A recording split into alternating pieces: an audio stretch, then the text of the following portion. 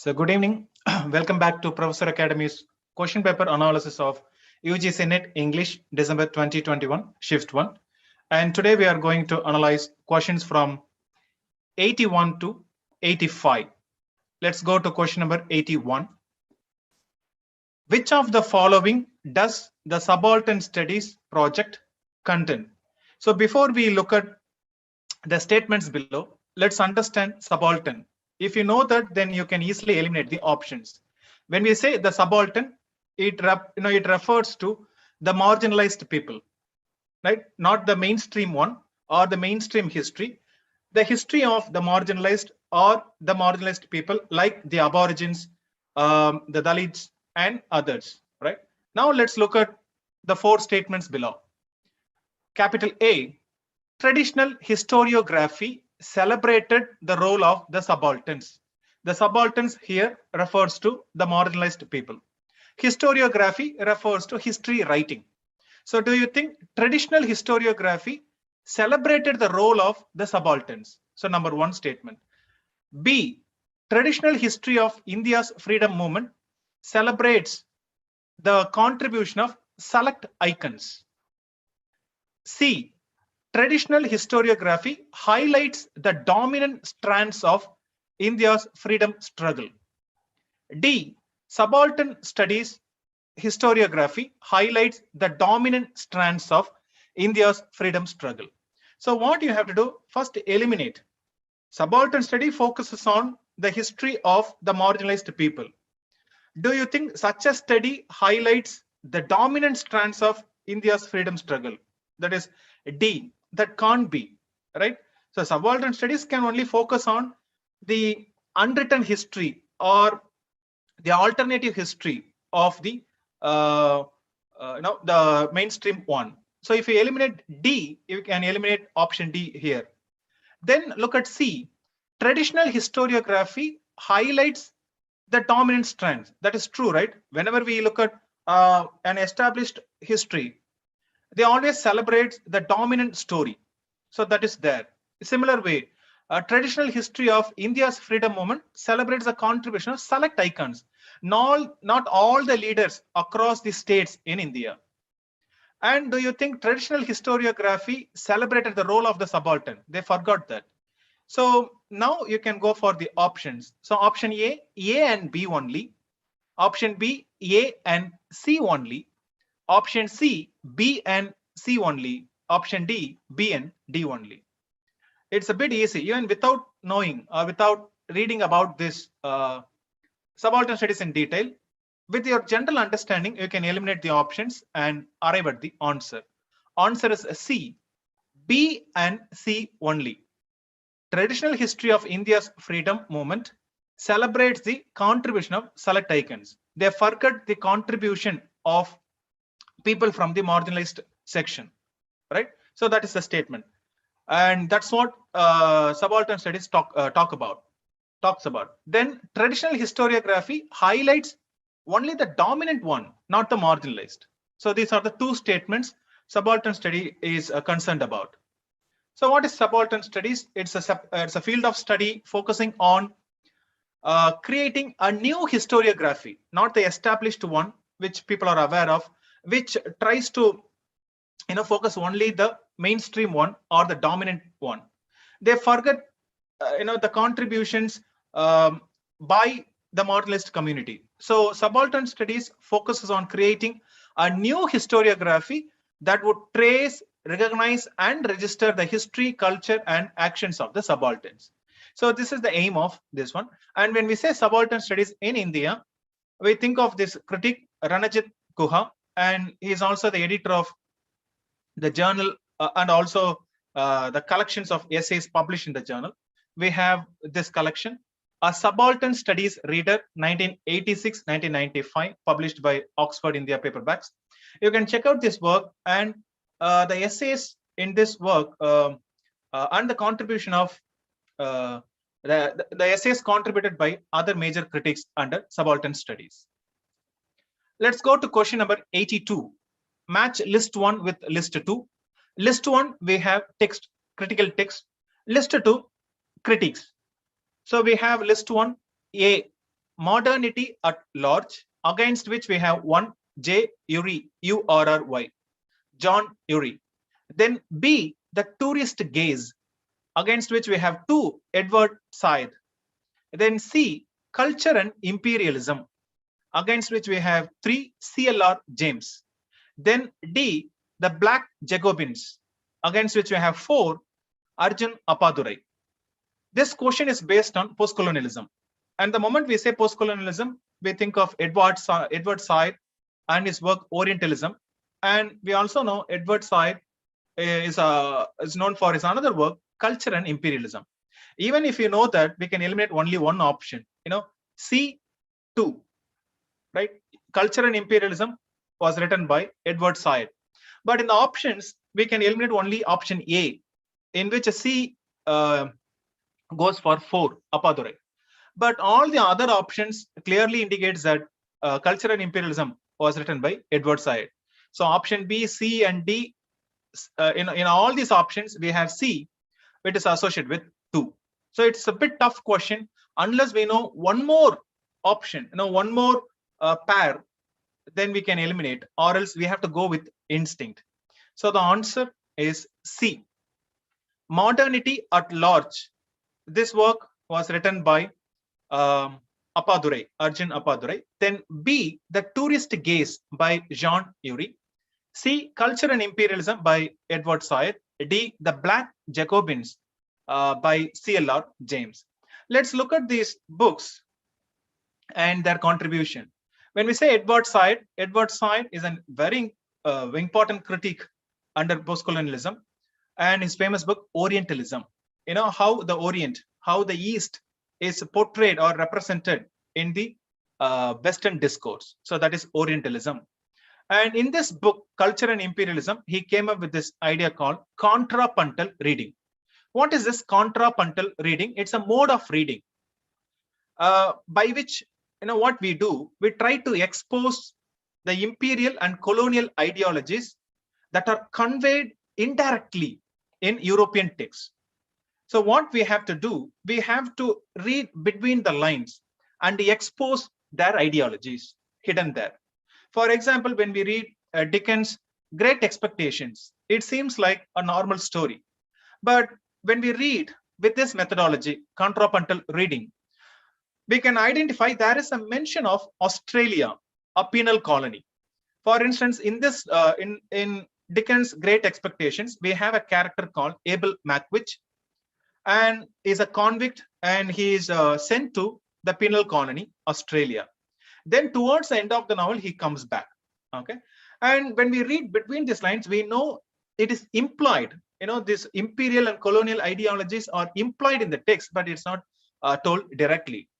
And as a postcolonial critic or a student of postcolonial criticism, we should read this text between the lines, so that, and if you do that, and that is called contrapuntal reading. Then we have The Tourist Gaze by Jean Urry. Again, when we say gaze, you look something at as an object. You objectify certain things.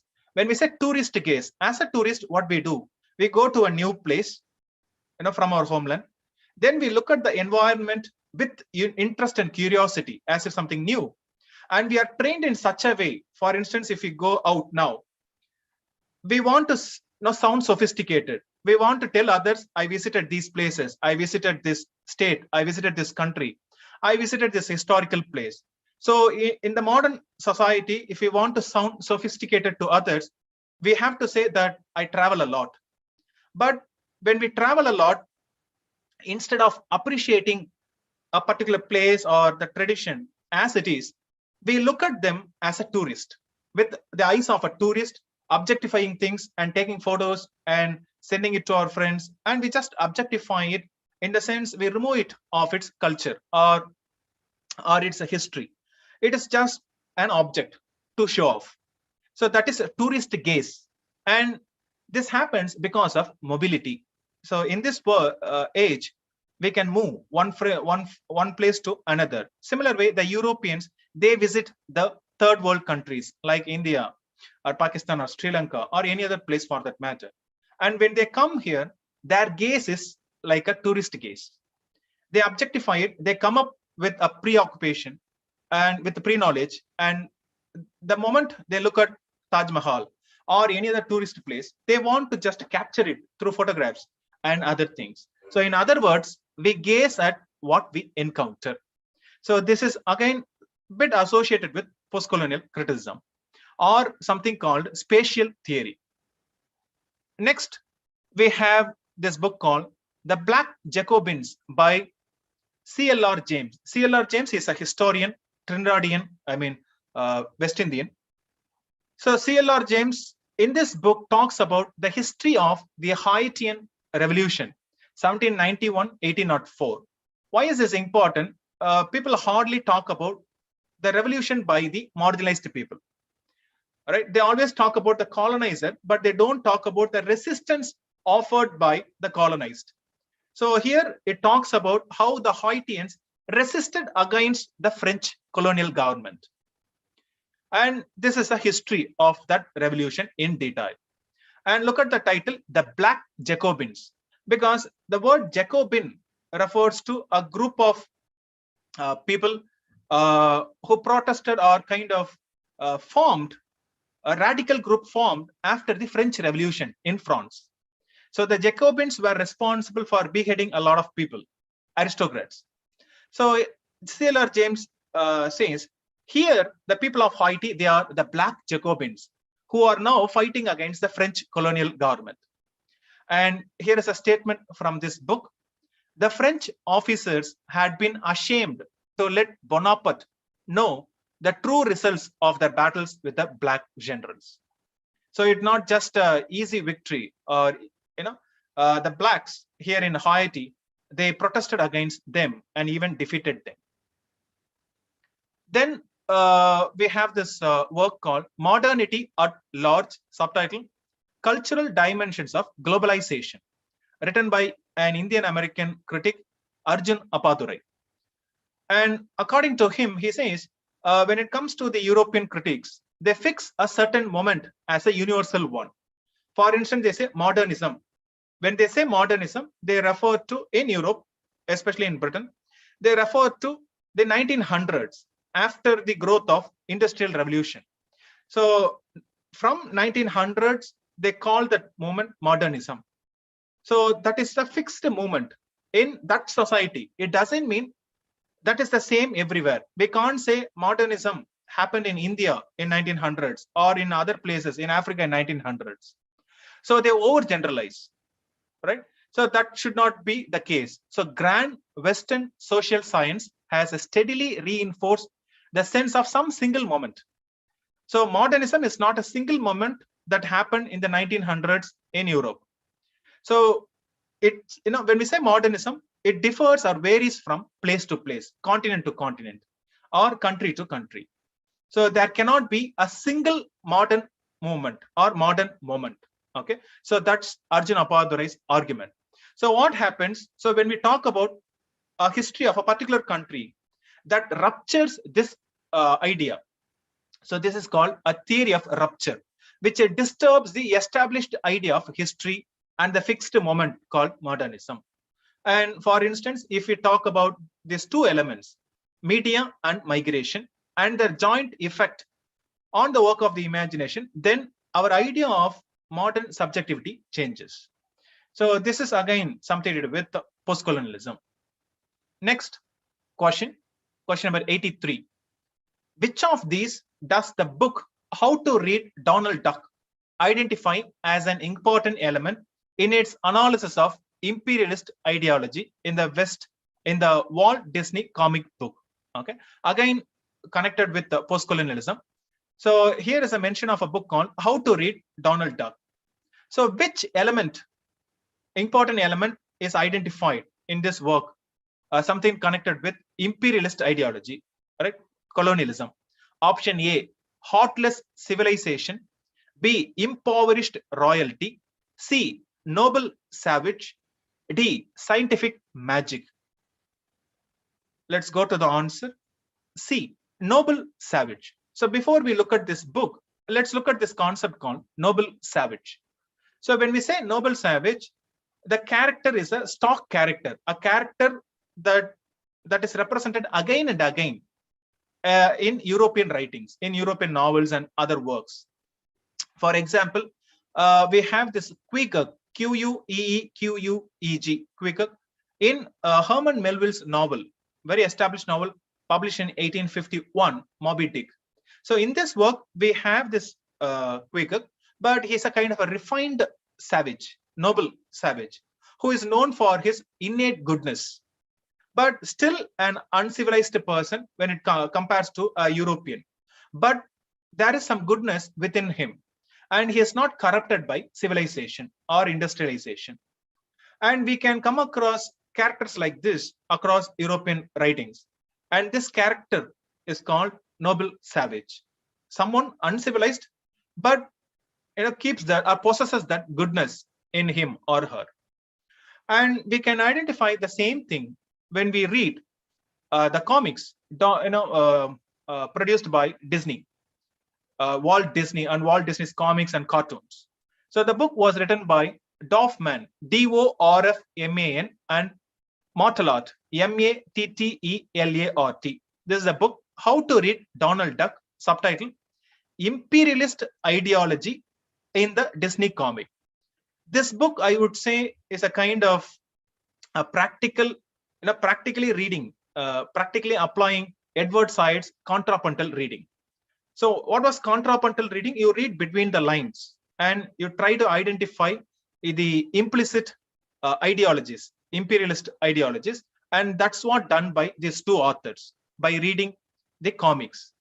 So what they do, they found out that the similarities between the noble savage, the stock character in European writings, is almost similar to children. Because children, we think they are uncorrupted by the society, the industrialist society or the civilized one. So they are more like the noble savage, and we feed certain ideologies to them. So that is the contribution by this book. You can also read this one. Then question number 84.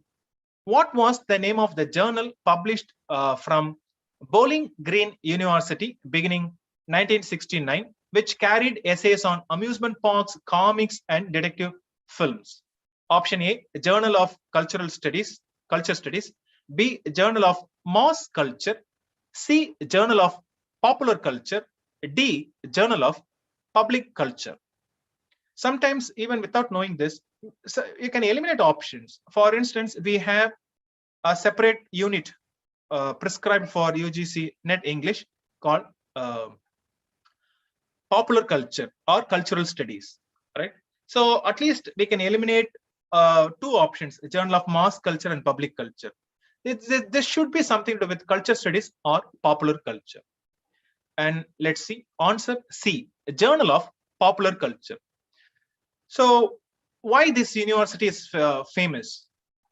So in this university, for the first time, Department of Popular Culture was founded. It was founded by Professor Ray Browne in 1973. This is the only institution in the US to offer both UG and PG courses in popular culture. So if you want to get an MA in popular culture, this is the university that offers courses like popular culture, both UG and PG, even PhD now. So Bowling Green State University. So that's why this university is famous, and the journal produced by that university, especially this department called Department of Popular Culture. And in this university, we have a famous library called the Browne Popular Culture Library, named after that professor who founded that department. And this library was founded in 1969. It is shortly called, abbreviation, BPCL. And this is the objective of this library, the Browne Popular Culture Library, to acquire and preserve research materials on American popular culture post 1876 for curricular and research use. Now they are also focused on other popular cultures. We come to the last question of today's class. Arrange the following journals in the chronological order in which they started publication. So in 2021, shift 1, we got a lot of questions from journals and publications. So hereafter, we should make a list of journals published. So we have 4 journals here, periodicals. Capital A, the Tatler; B, the Examiner; C, the Review; D, the Spectator. We have to arrange it in a chronological order based on the publication, which came first. So option A, we have A, D, C, B. So in a sense, the Tatler, the Spectator, the Review, and the Examiner. Or let's go for option B. It starts with B, B, A, D, C. Then option C, C, A, B, D. Then option D, C, A, D, B. It's a bit tough one unless we know which came first. Of course, we can easily identify the Tatler and the Spectator. But the other periodicals, they're tough to identify. But once you identify, then that could be an easy question. So answer is C. First came, C, A, B, D. The Review, then the Tatler, then the Examiner, and the Spectator. Let's look at them, each one of them. The Review, which came first, founded by Daniel Defoe, the novelist known for Robinson Crusoe. Right? It ran from 1703 to 1713. So what we can do, so we can make a list. Okay, Review 1703, then another one. So chronologically, if you have a list of journals, established journals published across the world, at least we can eliminate options next time. And this journal was published thrice weekly. Next, the Tatler, very, very famous one, founded by Steele, Richard Steele, and it ran from April 1709 to Jan 1711. It came out thrice weekly, Tuesdays, Thursdays, and Saturdays. And Steele used a pseudonym for this journal, periodical, Isaac Bickerstaffe, and those who contributed, there are a lot of contributors. Significant ones, we have Jonathan Swift and Joseph Addison. Then the Examiner, it's a Tory periodical, supporting the Tory party, founded by John Morphew. It ran from 1710 to 1714, and one of the important editors we have Jonathan Swift himself. Then comes the Spectator, founded by Steele and Addison. It ran from March 1711 to December 1712. It was issued daily except Sunday, and they created a kind of an imaginary society, a club called the Spectator Club in this periodical. And one of the important characters, Sir Roger de Coverley. So we have something called the Coverley Papers by Addison and Steele.